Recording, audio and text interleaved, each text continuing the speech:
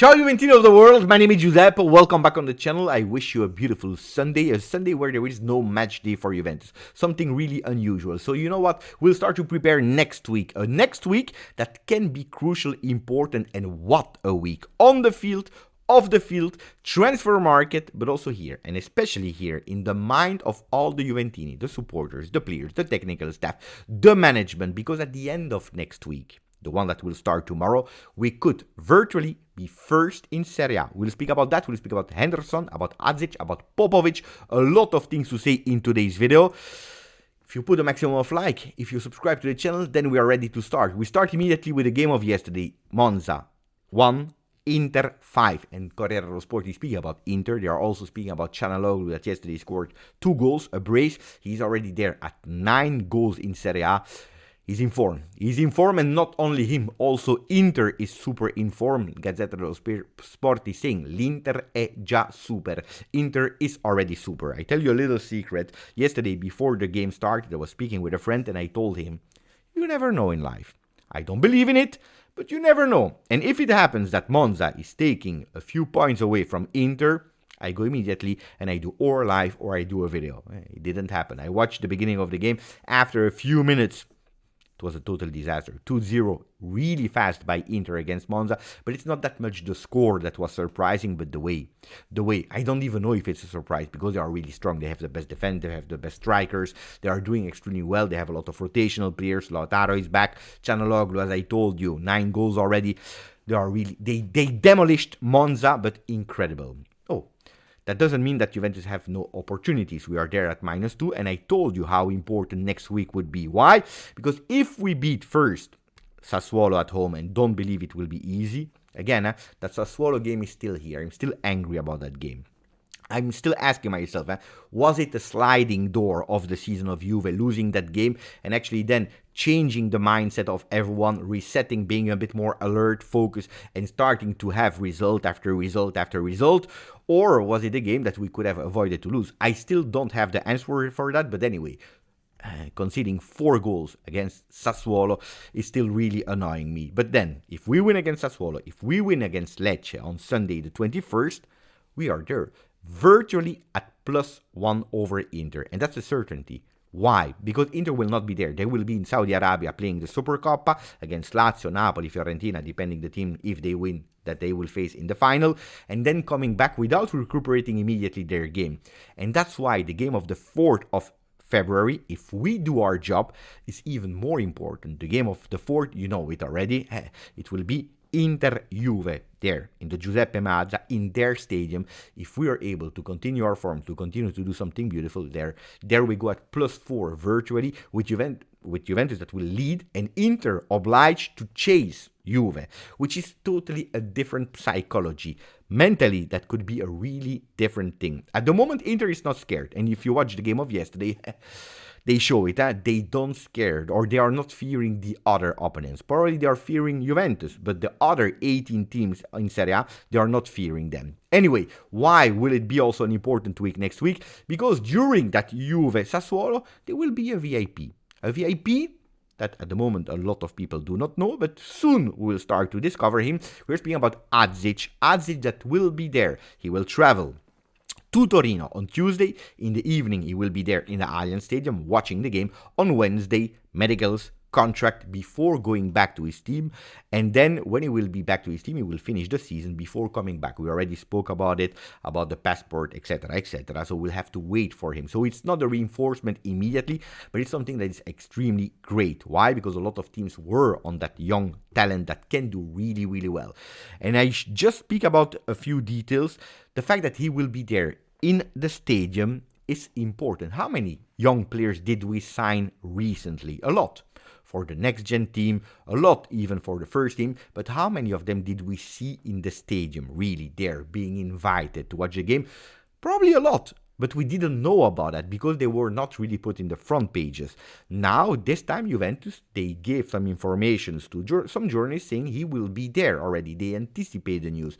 That means that Juventus is really betting on the player, not only with Cristiano Giuntoli, but apparently a big work also from Giovanni Manna that already was there at the head of the project a few years ago, working to develop that youth system. And that's a really good one.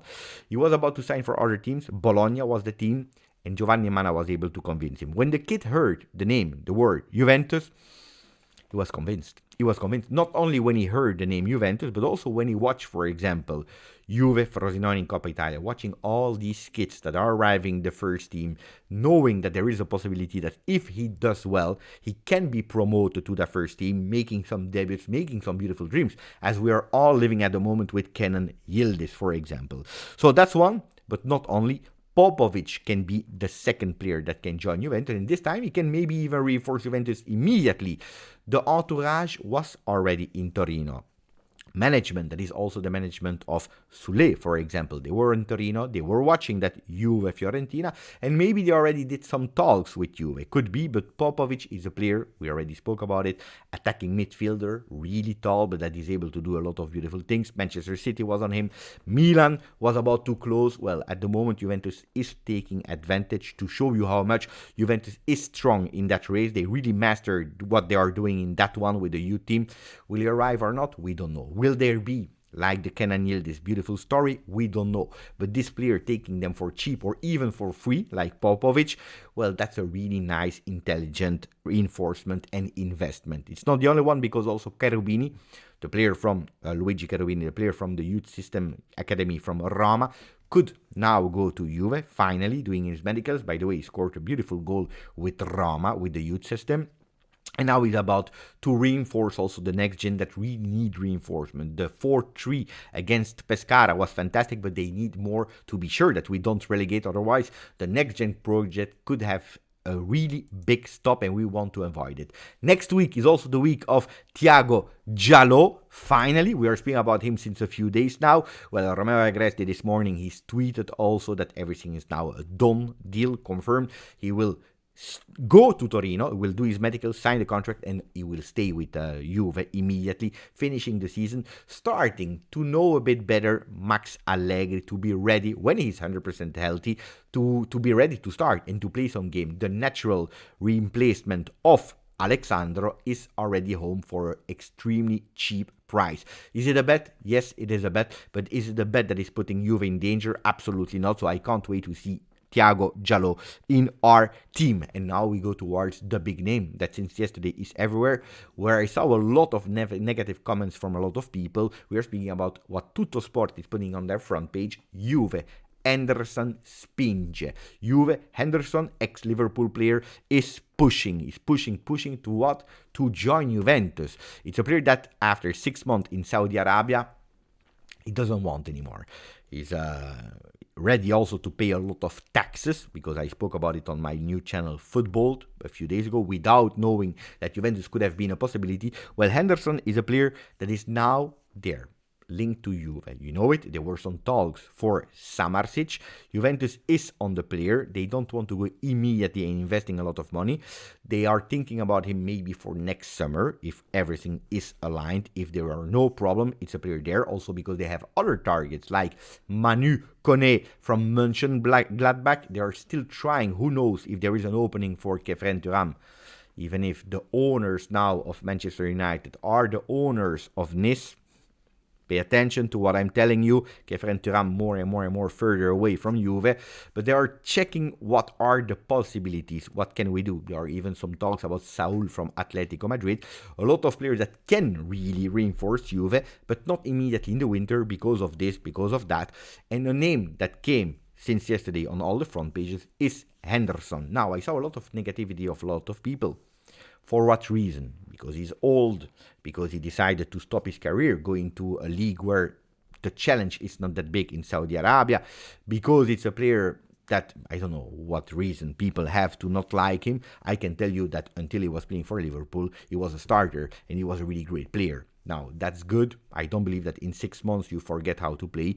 Now, is it convincing me 100%? No. I like the player. I have no problem with the player. He's one that can bring you maturity. How many times did I tell you when we spoke about Toni Kroos, that is 1 year younger, 1 year younger. Everyone was, wow, we want Toni Kroos, let's go for him. I told you, why are we also looking for players like Toni Kroos, like Felipe Anderson? Because we have that many young players that we want a bit of experience. Now, it's not 100% convincing me. Yes, he's 33, depending on his physical condition. I don't care about that. Juventus wants to go for 6 months with a 2 million salary alone, while he is pushing for 18 months. 18 months is a huge loan, a long loan, where I am not 100% sure about it. First, prove yourself, and then we see if we can extend that loan for 1 year. The other thing is, it's a player that is coming to Juve or whatever other team for a simple reason, because he wants to play in 2024 at the Euro. And Southgate is telling him, oh, or you play in a competitive league, or I don't call you up, because we have so many different midfielders, so it makes no sense. I'm not a big fan, as we saw Di Maria last season. I was wrong. I hoped he could have done well, because the class is there, of players that are coming only for individual objectives. Like, for example, Calvin Phillips, a player that I love, and I told you, Also, I'm not a fan when I'm reading that Max Allegri is not even the one that is asking for Henderson, and they're trying to convince Max Allegri that it's a good player for 6 months reinforcement. So a lot of things are telling me, no, don't go for him. Now, if he would come, because there are no other option, because Juventus is cooking already for next summer, I would take him for 6 months. At a 2 million for 6 months, no longer, why not? I'm not a categoric no. But on the other side, is he my favorite one? Was it the one that I'm dreaming? No. And on the other side, I will show you that today, all the English papers, like Sport, Mirror Sport, like Express, like Star Sport, they're all speaking about two things. About Kevin De Bruyne, that yesterday made a fantastic impact in the game and winning that game, but also about Henderson, but not linking him to Juve. They are all linking him to Ajax Amsterdam. And you know that before telling you things, I always make double checks. Sometimes I call some friends that are in that world. Sometimes I'm checking all the different papers, and also Gazzetta dello Sport in Italy saying, yes, it's true. Henderson, there are some talk with Juve, but on the other side, there is also Ajax on the player. So I don't believe at 100% that he will join Juventus. I think that Ajax can be a more possibility. Also, why? Because he's sure that if he goes to Ajax today, he will have a certain starting point. While at Juve, we are not sure that he can start immediately. The language, the culture, that is totally different than in UK. So a lot of things that I'm not sure. And now we speak about the last topics, that is Juve Attacco XL, extra large attack for Juve. Why? Because with that rising star and a bit unexpected of Kenan Yildiz, we were all hoping for him. Some people were expecting him to do well, but not at this level. Impossible for anybody to believe in these levels. With now Milik, that is back after his hat-trick and nearly 4 goals in Coppa Italia against Frosinone, we have to say that with Federico Chiesa, with Dusan Vlahovic, with Milik, with Kenan Yildiz, well, Moise Kean has not a lot of space anymore. A player that at a certain moment was also playing as a starter, he scored. Goals were cancelled, it happens in football, but at the moment he will be the 5th one and not anymore the 3rd, before Milik and before Kenan Yildiz. He's waiting, there are a lot of offers, Monza, Fiorentina, Bologna, but he would love to go back and show himself what he can do in Premier League. Like a bit what the other player from Leipzig is doing. Timo Werner going back to prove everyone that when he was at Chelsea he was not doing well, but now with Tottenham he can do better. So let's see if Keane will leave or not. I already told you, Moise Kean, I would be cautious to let him go, for what especially on loan. If you sell him and you cash in and you can reinforce with a player from the midfield that is not Henderson, yes. If you just want to loan him out without winning a lot of money, I would think about it, because you never know. Vlahovic, a small injury, Kenan Yildiz, a mental stop, Milik, that it was just one game, a lot of smoke and not a lot of fire. So I would pay attention to these kind of things, especially financially it's not really convenient for Juve. What are the good news? Well, that against Sassuolo, Federico Chiesa would be back. These are the last rumors, and that's a good news. But Max Allegri doesn't want to risk him because he's not 100% back yet. So on the bench to start the game, and with the possibility that if we really need Kiko Chiesa to play at a certain moment, we let him enter in the second half. Rabiot, a lot of doubts. Rabiot is actually behind Chiesa in his recuperation schedule. That was it for me for the news of today. I will probably not edit the video because today I have a birthday party in the other part of Belgium to the family of my wife, and we have to do this kind of thing because it's always beautiful to be together with family, especially on a Sunday. So hopefully you can enjoy this video, and maybe you're even watching it with your family, with your wife, with your kids, with your parents, whatever. Let me know in the comment. I'm really curious how you watch the videos on this channel. Grazie, forza, Juve. Ciao ragazzi.